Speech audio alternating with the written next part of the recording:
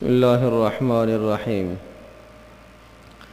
عن عبد الله بن مسعود رضي الله تعالى عنه قال: جاء رجل إلى رسول الله صلى الله عليه وسلم فقال: يا رسول الله، هل يبقى أحد من الموحدين في النار؟ قال: نعم، رجل في قعر جهنم ينادي بالحنان والمنان.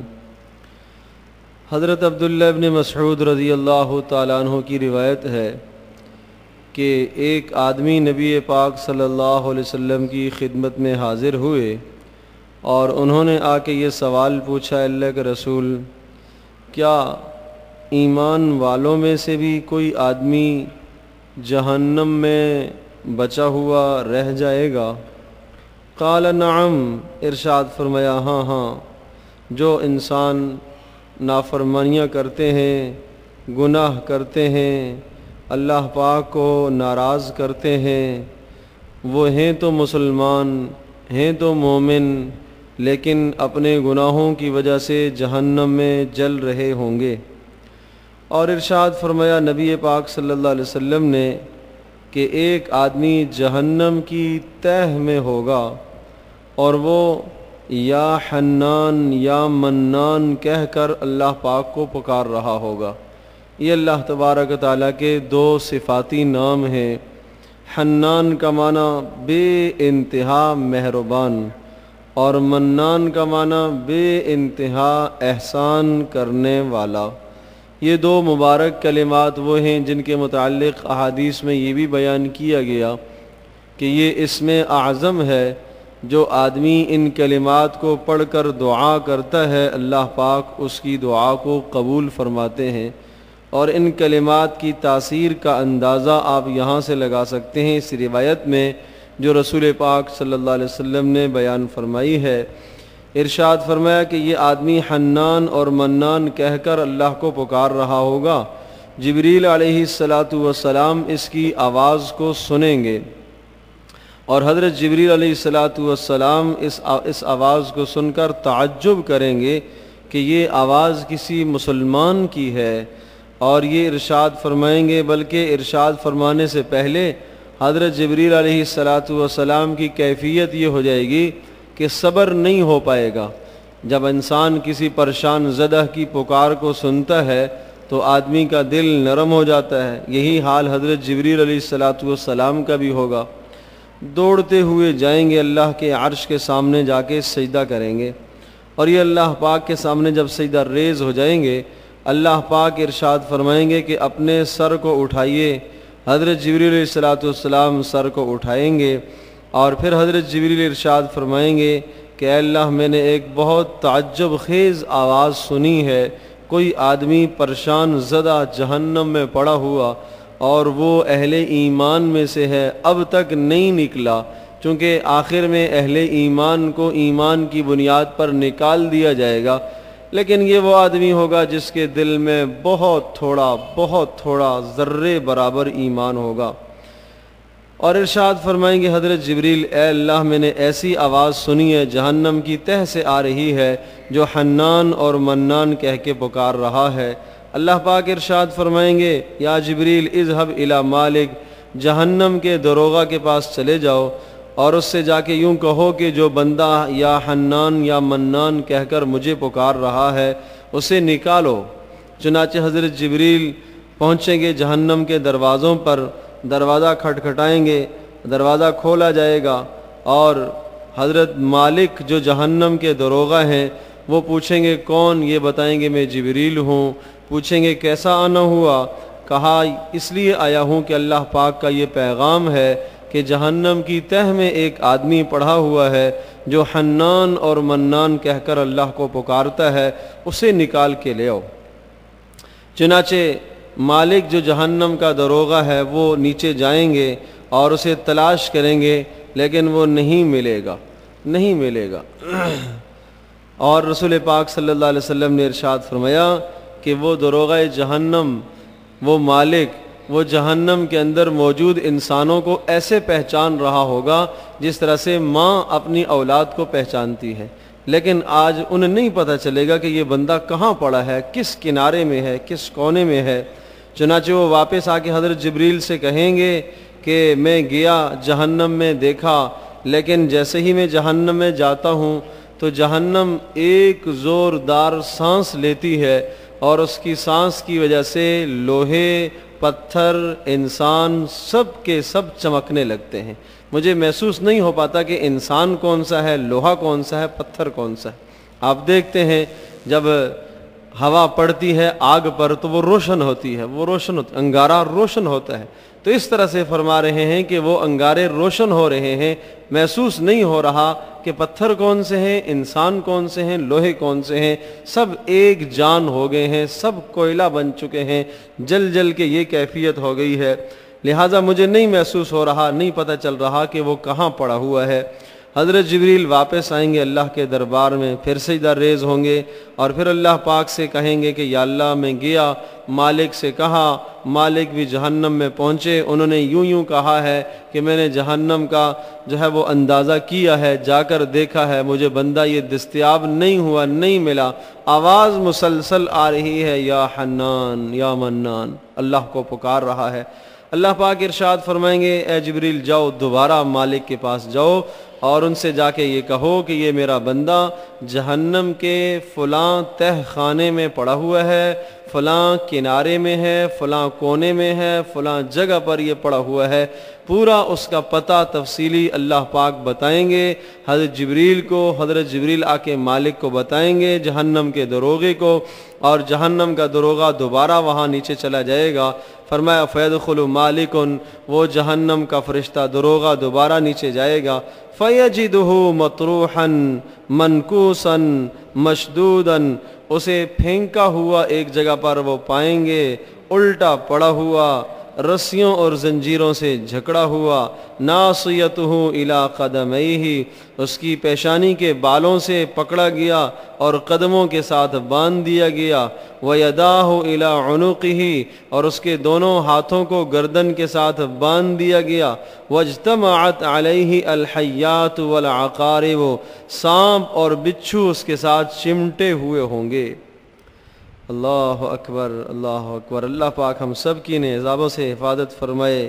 فیجذبہ جذبۃ، ایک بار وہ دروغہ جہنم مالک اسے اٹھائیں گے اور جھاڑیں گے، جیسے کسی چیز کو آدمی اٹھا کے جھاڑتا ہے تاکہ مٹی وغیرہ گر جائے، حتی تسقط عنہ الحیات والعقارب، تو وہ بچھو اور سانپ جھڑنے شروع ہو جائیں گے۔ ثم یجذبہ جذبۃ اخری، پھر دوبارہ اسے جھاڑیں گے، حتی تنقطع منہ السلاسل والاغلال، کہ زنجیریں بھی اور طوق بھی ان سے جھڑنے لگ جائیں گے۔ ثم یخرجہ من النار، پھر اسے جہنم سے نکالا جائے گا، وہ مالک نکال کے لے آئیں گے۔ فیصیرہ فی ماء الحیات، اور ماء حیات، آب حیات میں اسے غوطہ دیا جائے گا۔ ویدفعہ الی جبریل، پھر حضرت جبریل کے سپرد کر دیا جائے گا۔ فیأخذہ بناصیتہ ویمدہ مدا، فمر بہ جبریل علی ملأ من الملائکۃ الا وهم یقولون اف اف لہذا العبد۔ فرمایا حضرت جبریل اس کو لیں گے اور اس کو پکڑیں گے، اور جہاں سے بھی گزریں گے، فرشتوں کی جس جماعت سے بھی گزریں گے، وہ یہ کہیں گے افسوس افسوس، اس بندے کا کیا حشر ہو گیا۔ حتی یصیر بین یدی عرش الرحمن ساجدا، یہاں تک کہ حضرت جبریل اللہ کے عرش کے سامنے لے آئیں گے اور حضرت جبریل آ کے سجدے میں پڑ جائیں گے۔ اللہ پاک ارشاد فرمائیں گے ارفع راسک یا جبریل، جبریل سر اٹھاؤ۔ ویقول اللہ تبارک و تعالی عبدی الم اخلق بخلق حسن، اللہ پاک اس بندے کو مخاطب کر کے پوچھیں گے اے میرے بندے تو یہ بتا، تجھے اس سے اچھی حالت میں نے نہیں پیدا کیا تھا، نہیں پیدا کیا تھا۔ الم ارسل الیک رسولا، بتاؤ تیری طرف میں نے رسول نہیں بھیجے تھے، تجھے بتانے والا کوئی نہیں آیا تھا۔ الم یقرأ علیک کتابی، کیا میرا قرآن تیرے سامنے کسی نے نہیں پڑھا تھا؟ الم یأمرک وینہاک، کیا تجھے کسی نے نیکی کا حکم بھی نہیں دیا تھا؟ کیا تجھے کسی نے گناہ سے بھی نہیں روکا تھا؟ یہ سوال اللہ پاک اس بندے سے پوچھیں گے. کیا پوچھیں گے؟ بتاؤ تجھے میں نے اس سے اچھی حالت میں دنیا میں نہیں پیدا کیا تھا؟ کتنی اچھی صحت تجھے دی تھی، جوانی دی تھی، حسن دیا تھا. اس حسن کا تو نے کیا کیا ہے؟ تیرے پاس رسول نہیں آئے تھے بتانے کے لیے؟ تیرے پاس میری کتاب قرآن مجید نہیں ہے؟ روزانہ تو اس کی تلاوت نہیں کیا کرتا تھا؟ تجھے نہیں کہا جاتا تھا کہ اس کے اندر جو حلال چیزیں انہیں حلال سمجھو اور جو حرام ہیں انہیں حرام سمجھو؟ کیا تجھے کسی نے نیکی کا حکم بھی نہیں کیا؟ کیا تجھے کسی نے گناہ سے بھی کبھی نہیں روکا؟ اس دنیا میں تو ہر انسان کو نیکی کے بے شمار مواقع ملتے ہیں اور گناہوں سے بارہا سمجھایا جاتا ہے، روکا جاتا ہے. حتیٰ یقر العبد، یہاں تک کہ بندہ اقرار کرے گا، کہے گا یا اللہ یہ سب کچھ ہوا ہے، تو نے بہترین انداز سے مجھے بنایا، تو نے رسولوں کو میرے پاس بھیجا، تیرا کلام میرے پاس آیا، تیری طرف سے بندے آئے جو نیکیوں کا حکم کرتے رہے، گناہوں سے روکتے رہے. پھر اللہ پاک پوچھیں گے فَلِمَ فَعَلْتَ كَذَا وَكَذَا، پھر ایسا کیوں کیا تو نے؟ پھر تو نے نمازیں کیوں چھوڑی ہیں؟ پھر تو نے کیوں جھوٹ بولا ہے؟ پھر تو نے کیوں بد نظری کی ہے؟ پھر تو نے کیوں زنا کیا ہے؟ یہ سارے جرائم تو نے کیوں کیے ہیں جن جرائم کی وجہ سے یہ جہنم کی تہ میں تو پڑا ہوا تھا؟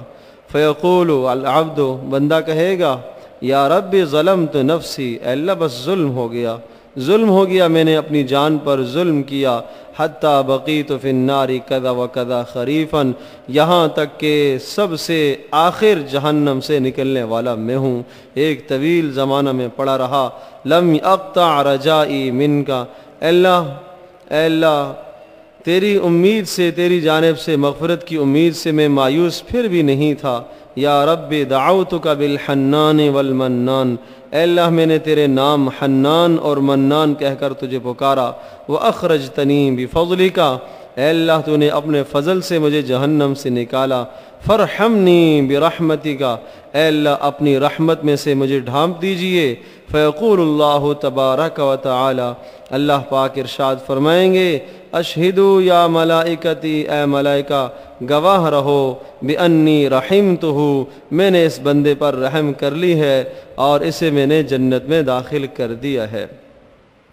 میرے عزیز دوستو اور بزرگوں، اس واقعے سے یہ پتہ چلتا ہے کہ اللہ پاک کے مبارک ناموں سے حنان اور منان دو بڑے مبارک نام ہیں. جب بھی ہم دعائیں مانگیں اس دنیا میں تو ان لفظوں کے ساتھ اللہ پاک سے دعا مانگا کریں، دعا قبول ہوتی ہے. دوسری بات یہ پتہ چلی ہے کہ صرف ایمان وہ باعث نجات نہیں ہے، بلکہ ایمان کے ساتھ اعمال صالحہ بھی ہوں گے تو نجات ہوگی.